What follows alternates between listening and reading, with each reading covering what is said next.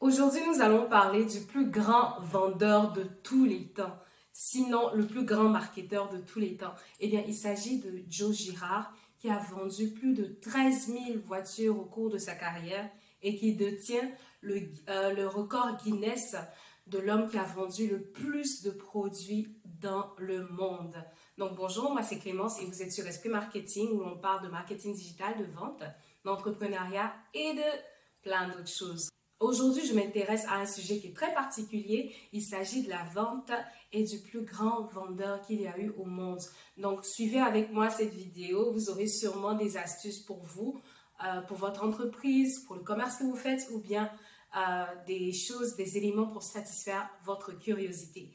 Qui est Joe Girard? Joe Girard est un Américain qui est malheureusement mort maintenant. Mais de 63 à 78, il a vendu le plus de voitures au monde. Il avait une philosophie très simple. Pour lui, c'était important de traiter chaque client et donc chaque personne qui venait vers lui comme une personne à part entière, comme un individu, comme un humain. Eh bien, il ne voyait pas au fait son travail de vendeur de voitures comme juste un autre emploi pour vendre des voitures et avoir une commission à la fin du mois. Il voyait au fait ce travail-là comme une manière de connecter avec les gens, connecter avec les clients qu'il avait. Avant d'aller plus loin, je vais vous inviter à cliquer sur le like pour nous encourager parce que voilà, nous vous aimons, on vous aime famille. Donc n'hésitez pas à cliquer sur le bouton de like et à bien sûr vous abonner pour recevoir d'autres vidéos de SP Marketing. Comment est-ce qu'il a pu bâtir ce record-là? Eh bien, c'était déjà tout simple. Au cours de sa carrière, il envoyait des cartes spécialisées, donc des cartes postales à ses clients en leur disant merci d'avoir acheté une voiture avec lui. Et c'était une touche personnalisée que les gens appréciaient au fait. Parce qu'en ce temps-là, il n'y avait pas beaucoup de personnes ni beaucoup de vendeurs qui s'intéressaient à leurs clients au point de leur envoyer des notes personnalisées pour leur dire merci de leur achat.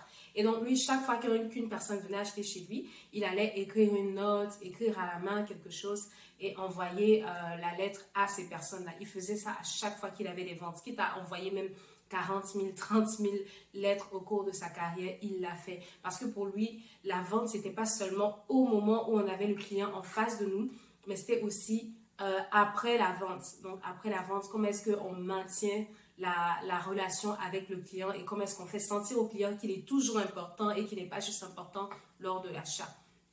Donc, avec chaque carte postale qu'il envoyait, il n'ajoutait pas seulement des messages qui disaient, ben oui, on a d'autres modèles de voitures si vous êtes intéressé pour votre frère, pour votre soeur, etc. Non, il faisait sûr, donc il s'assurait d'envoyer des lettres à chaque période importante de la vie de ses clients ou bien de la période de l'année. Donc, à la Saint-Valentin, il allait envoyer par exemple des lettres qui disaient, ah, c'est la Saint-Valentin, je vous souhaite une belle fête.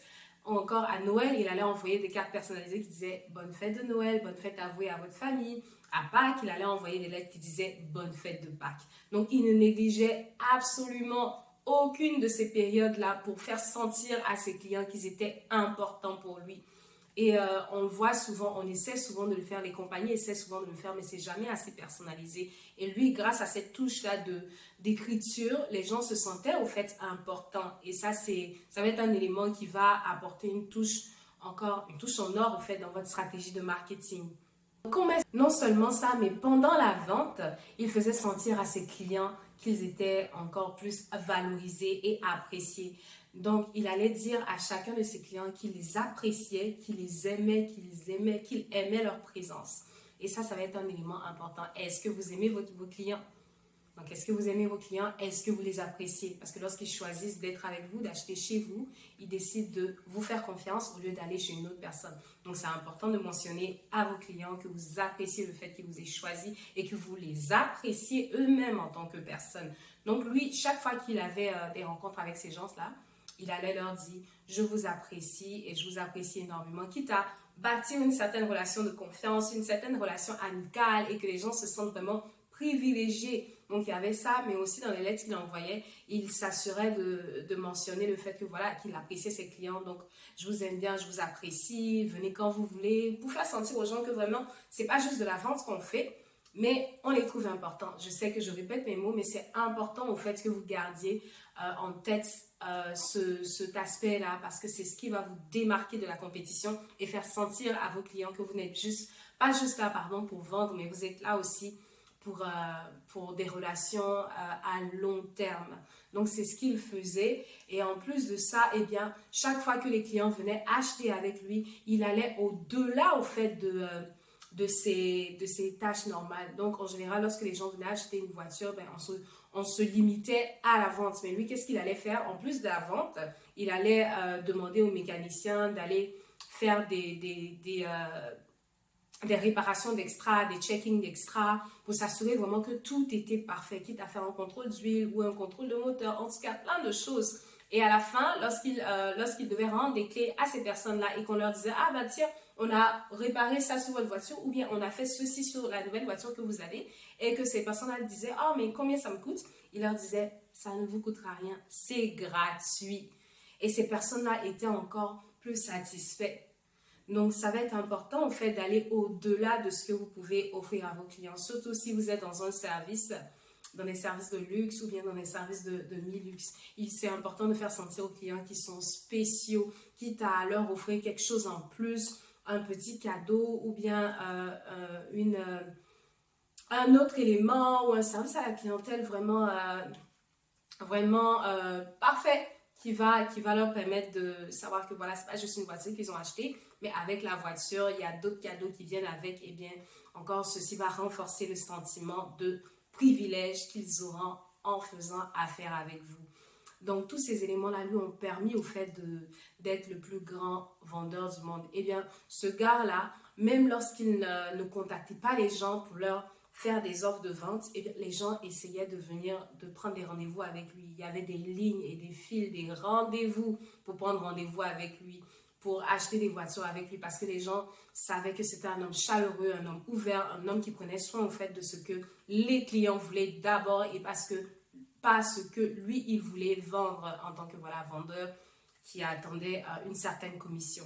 Donc, ça va être important pour vous de faire attention à ces éléments-là, de maintenir, d'essayer de créer la conversation avec vos clients, de les faire sentir vraiment accueillis et de les faire sentir appréciés pour leur présence et pour leur achat. Donc, encore une fois, cet homme-là a vendu plus de 13 000 voitures au cours de sa carrière, ce qui n'est pas rien.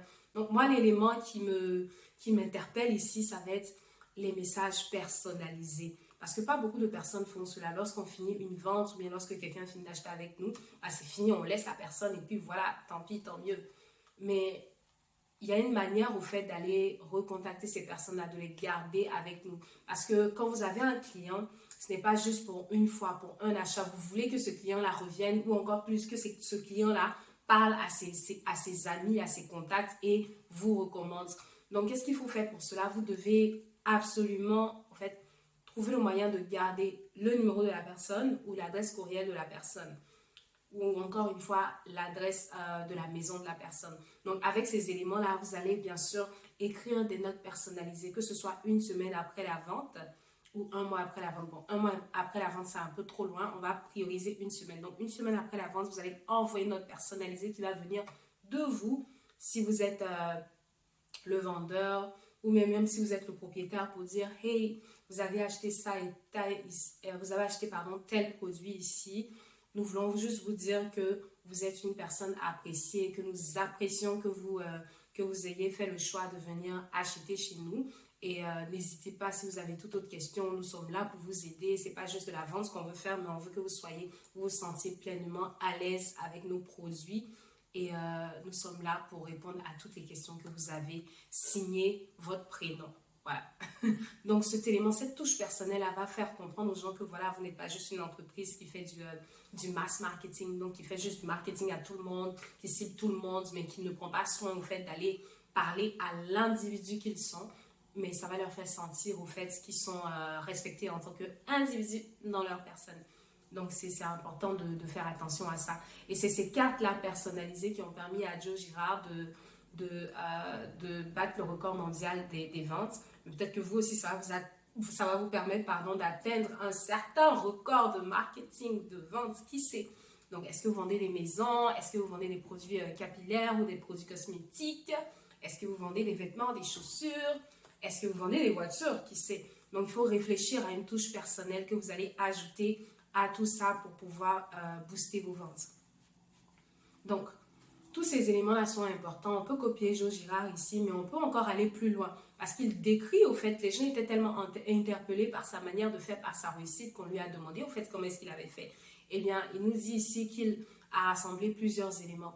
Il disait que oui, ses clients étaient importants, mais encore plus importants étaient ses collaborateurs, ses partenaires, ses collègues. Parce qu'il reconnaît, au fait, chaque individu dans sa particularité et dans son apport à grande ou à petite échelle, parce que c'est ensemble au fait qu'on construit une entreprise, qu'on fait les ventes. C'est pas juste vous qui travaillez à faire prospérer votre entreprise ou votre business.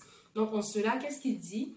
Il dit que chaque mois, chaque troisième mercredi du mois, il allait dîner. Donc, il réservait un restaurant dans lequel il partait avec ses autres employés, avec les gens qui étaient autour de lui, pour leur faire sentir qu'ils étaient importants, qu'ils étaient aimés, que le travail était important pour lui. Donc, il faisait ça où il les invitait carrément chez lui à la maison pour qu'ils puissent parler, échanger, pour des activités sociales. Donc, c'est quand on fait ça, lorsqu'on fait ceci, on renforce le sentiment d'équipe, le sentiment d'appartenance, et ça fait que les clients, ou du moins les employés, se sentent fiers d'appartenir à votre entreprise et restent loyaux et se disent que, ben voilà, on va continuer à donner le meilleur de nous-mêmes parce que le patron nous valorise, parce que le patron, ben, il n'a pas honte de dîner avec nous, de passer du temps avec nous. Donc voilà, on veut lui rendre ce qu'il nous donne. Déjà, préparez votre journée de travail la veille et pas juste quand vous arrivez au travail, afin d'anticiper les ventes ou les discours que vous allez avoir avec les clients qui seront en face de vous. Donc, il disait aussi que lorsque vous avez un rendez-vous d'affaires, soyez pleinement sûr de ce que vous allez porter. Si vous êtes en face de personnes qui portent des vestes, qui sont très professionnelles dans leur manière de faire, habillez-vous en veste. Si vous êtes en face de personnes qui aiment s'habiller casual, donc en toute simplicité, habillez-vous simplement. Parce que vous devez miroiter au fait la personne qui est devant vous, pour que cette personne-là se sente accueillie, se sente à l'aise et même s'identifie à vous et se dise, ah, cette personne-là me comprend. Donc, il disait aussi que voilà, c'est important d'écouter le client lorsqu'il parle. Donc, écoutez le client et n'allez pas juste faire de la vente directe. Non, prenez le temps d'écouter, de demander comment est-ce que la personne va, c'est quoi ses aspirations, qu'est-ce qu'elle aime, ainsi de suite. Donc, il disait qu'un autre aspect, bon, peut-être que ça va fâcher certaines personnes, mais il disait que voilà, on doit faire attention à la manière de se présenter. Donc, faire attention à la cigarette, faire attention à la consommation d'alcool et surtout faire attention à la consommation de chewing-gum. Bon, je reconnais, je suis un peu coupable pour les chewing-gums.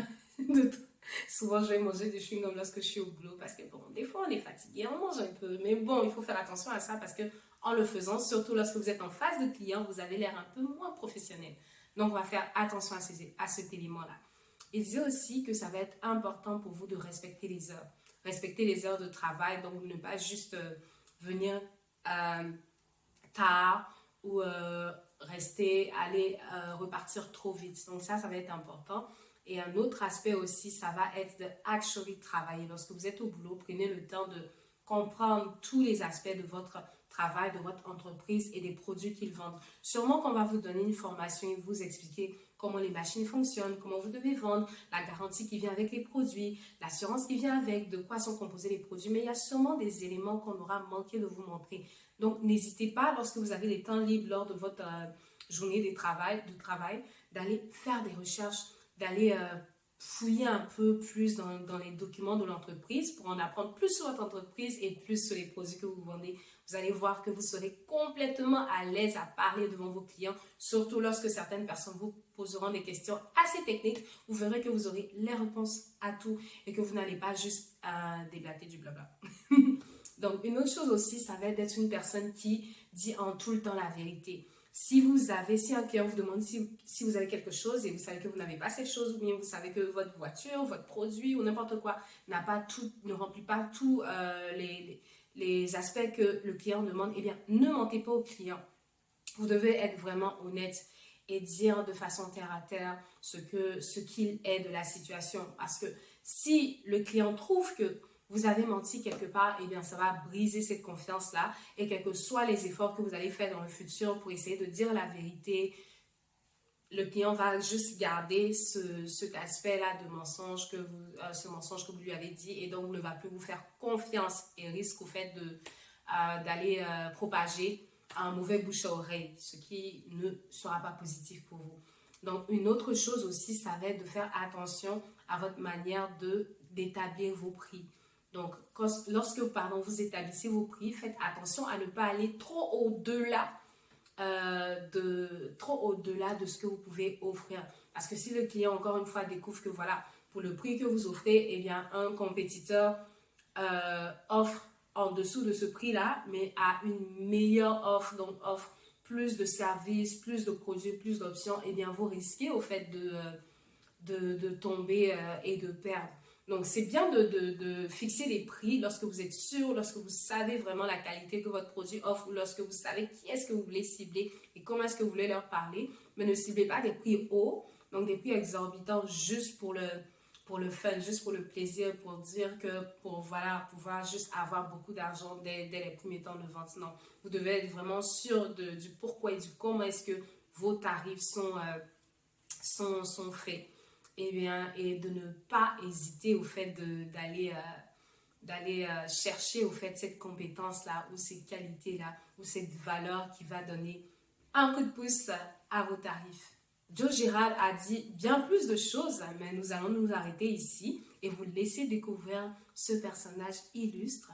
Donc, je vais mettre un lien dans la description pour vous permettre d'aller faire des recherches sur lui ou regarder une vidéo de lui et de comment est-ce qu'il explique au fait la manière dont il est arrivé à ce niveau-là.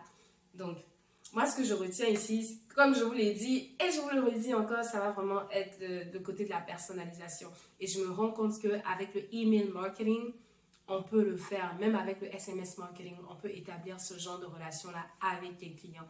Donc, si vous êtes une personne qui gère, je ne sais pas, une newsletter, ou si vous avez une infolette, vous avez une liste de contacts avec les emails de vos clients, eh bien, trouvez le moyen d'envoyer des courriels personnalisés, de dire aux clients, hey, vous avez acheté telle chose, ou bien, hey, je vois que vous êtes dans notre liste de contacts, sachez que voilà, vous êtes apprécié, je voulais savoir comment est-ce que vous allez, est-ce que vous avez d'autres besoins, comment est-ce que ça va chez vous, est-ce que vous arrivez à utiliser notre produit.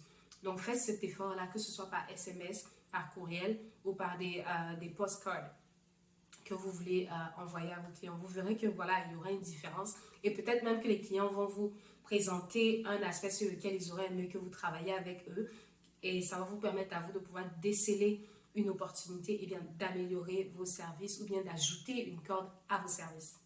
C'était Clémence, j'espère que vous avez apprécié la vidéo d'aujourd'hui. N'hésitez pas à mettre en commentaire vos appréciations, ce que vous pensez ou nous dire voilà si vous avez des infos concernant un grand vendeur ou une personne, un businessman qui vous inspire. Donc à bientôt sur Esprit Marketing et au plaisir.